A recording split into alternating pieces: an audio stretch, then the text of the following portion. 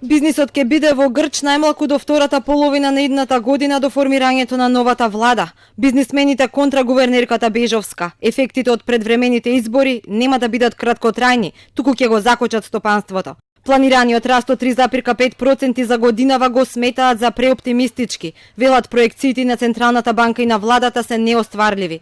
Она што го гледаат на терен е дека кампањата е наголемо почната, а сите проекти, особено подолгорочните, веќе се во застој. И со самата најава компаниите веќе отпочнаа резервирано да гледаат на сите оние проекти кои што ги има планирано за следната година.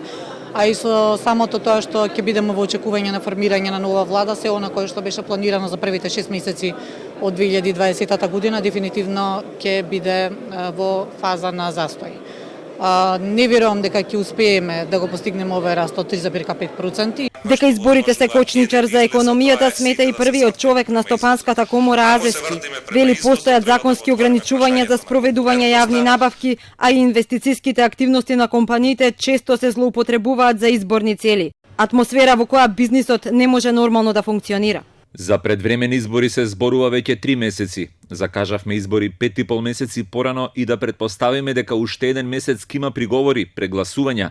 Практично цела година сме во некаква тензија. Гувернерката Бежовска вчера рече дека е можно предвремените избори да ја забават економијата, но дека вообичаено ефектите се чувствуваат во пократок рок. Инаку Народната банка, исто како и владата, прогнозира дека економијата годинава ќе порасне 3,5%, а за до година 3,8%. Проекции кои се над очекувањата на сите меѓународни финансиски институции кои прогнозираат раст на БДП за годинава од 3,2%.